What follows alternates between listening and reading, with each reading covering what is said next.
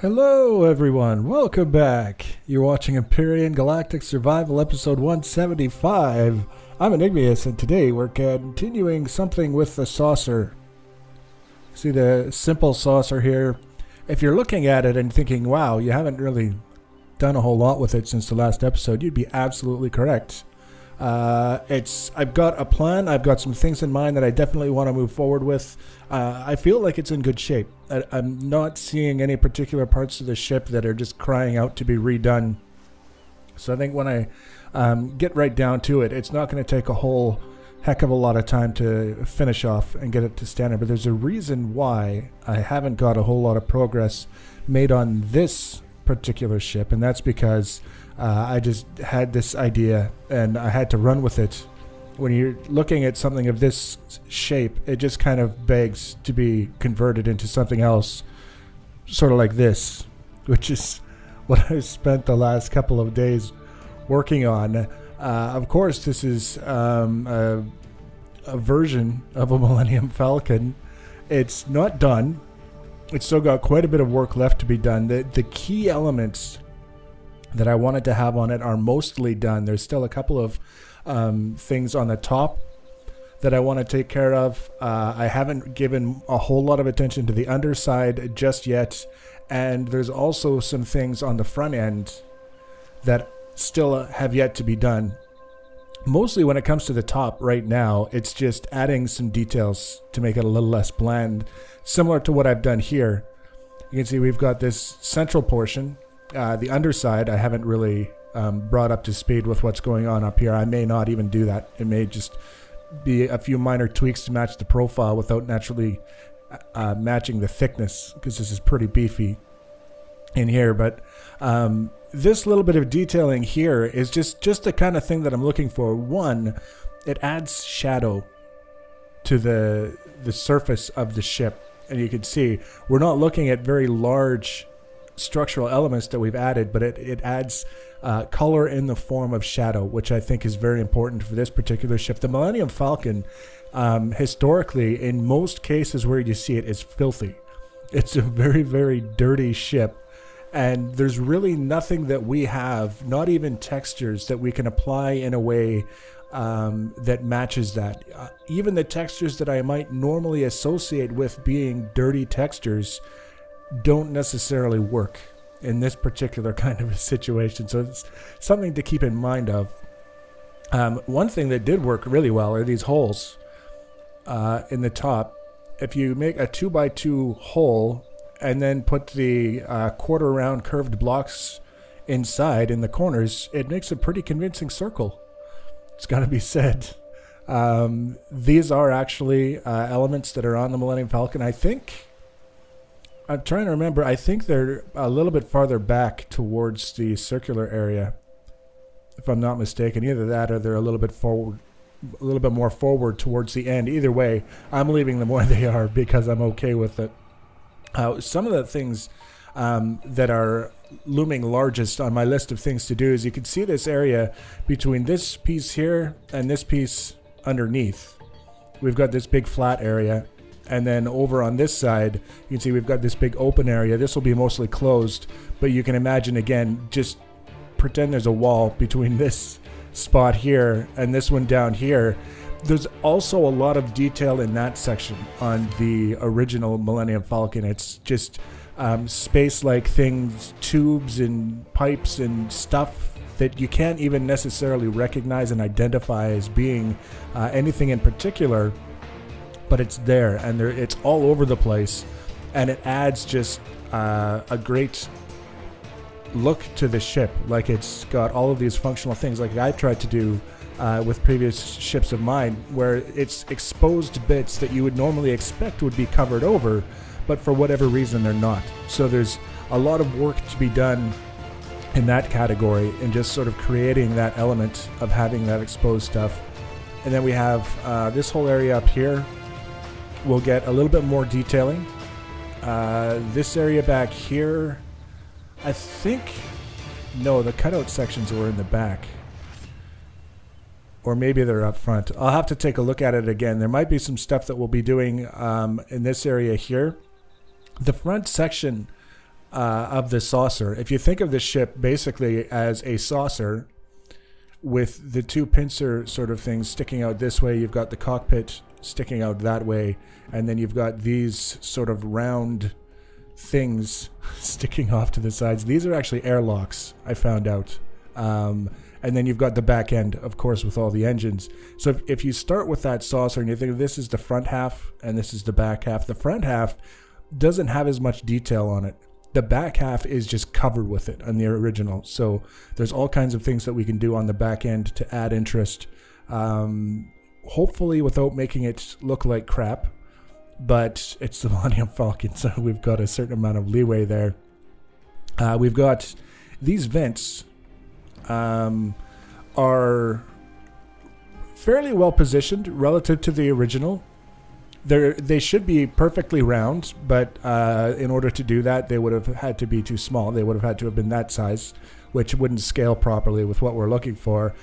And if I can find a way to get like grates over top of them without hanging over the rounded edges, then that's what I would prefer to do, because I think that's a little bit closer to the actual layout. Another thing that literally just popped into my head now is if I were to put the grates in sort of a cross pattern on top of this existing shape, and then in these rounded sections, I think there might be some other shapes that we could use.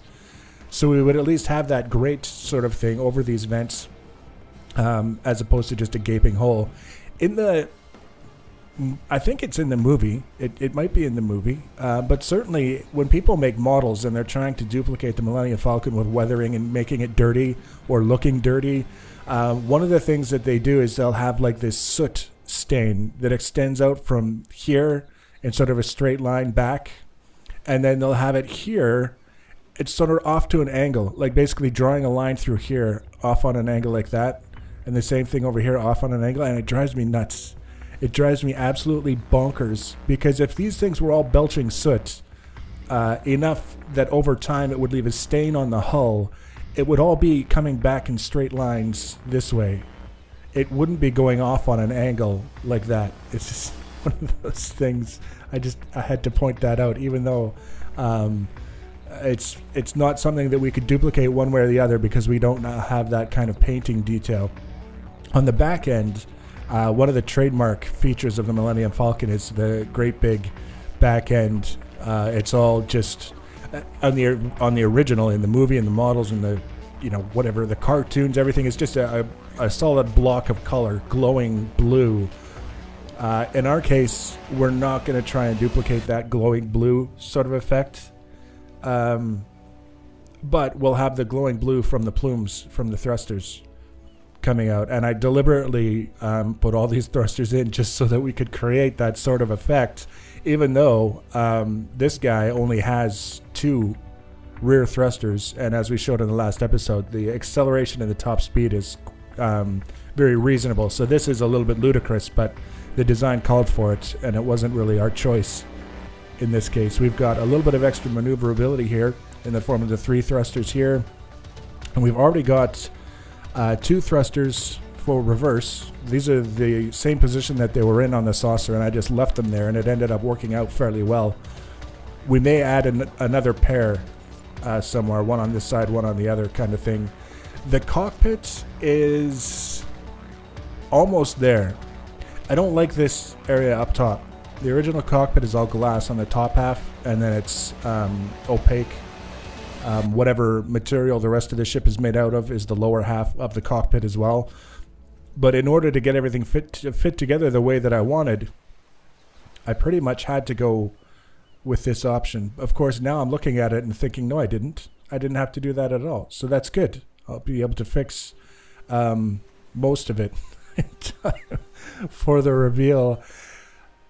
In terms of weaponry, I'm still looking into...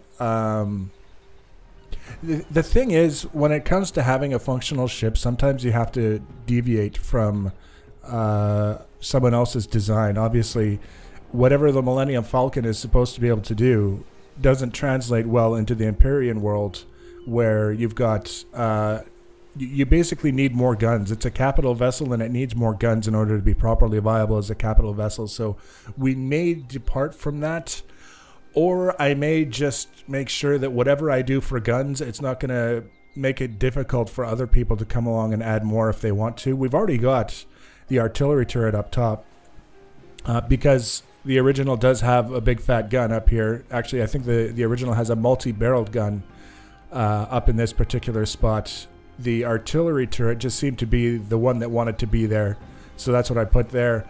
And of course, if you're a fan of the movies, you'll be familiar with the little gun that likes to stick down from the underside and shoot stormtroopers whenever they're chasing people into the ship. We're going to have a minigun turret underneath to basically simulate that sort of functionality. But outside of that, we're actually not far off. I think, I'm not 100% certain. Currently, this is the entrance to the ship, the same way that it is on the SimpleSaucer over there. But the actual Millennium Falcon has ramps to either side that would come down probably right in about here. They're sort of in behind this guy, sort of in this area here. So if I were to have a ramp that extended down to the ground, that would be a little bit closer to the original design. And I can relocate these pretty much to anywhere I want. There's no shortage of space to be relocating those. When it comes to the interior, which is, I guess, the last thing that we would want to look at for right now, it's there's always a certain element of people when they see a build like this, they would like to see the interior also matching the design of the real deal. I think there will be certain elements that are very similar to the design of the actual Millennium Falcon, but at the same time, it's the Millennium Falcon interior is basically all curving corridors and different little rooms and stuff at the ends of those corridors. So just getting curved corridors by themselves, just getting those in place, done properly and done well, is not easy. It's definitely not easy, and I don't want to put myself in a position where I'm trying to force shapes that don't really want to go, just for the sake of saying that I've got all of these things. The interior of this ship relative to the actual Millennium Falcon is not at all to scale. The Millennium Falcon is basically tall enough for a Wookiee to be standing on a lower deck area and almost be able to reach the ceiling. It's not a very large ship vertically, yet here we are. We've got, this is a doorway large enough for a person, and we go all the way up. So it's one way or the other, it's not to scale. But that doesn't mean that we have to ignore the original design features altogether either. So I'll kind of keep an eye on it and look for opportunities to incorporate things that people might be familiar with. But I'm not going to beat myself up over it, because I could see that being a very time-consuming and ultimately fruitless kind of venture. So that's what I've been working on. I'm just basically working on whatever ship strikes me as being the most interesting to work on at that particular time. There's times when I kind of sign in and I don't really feel like working on either, so I just look around and I make plans. And there are other times where I've kind of signed in and looked at this guy and said, you know what, there's a couple things I want to tweak and just get ready for the next major push. And then, of course, this has been consuming the bulk of my time, but it's reaching the point now where some of the elements require a little bit of thought before I can go on them. So we'll be doing back and forth, and we'll be releasing blueprints for both. Not necessarily at the same time. Whichever one is ready to release, we'll release the blueprint, we'll get that done, and then we'll finish off the other. And between the two, we'll have a couple of nifty looking ships available to you guys. So if you want to be notified about the next and future episodes, keep track of everything that's going on, the easiest way to do that is to subscribe to my channel or follow me on social media. Links for social media are always in the information section below the video. Feel free to leave your comments and feedback. Thanks for watching, guys, and take care.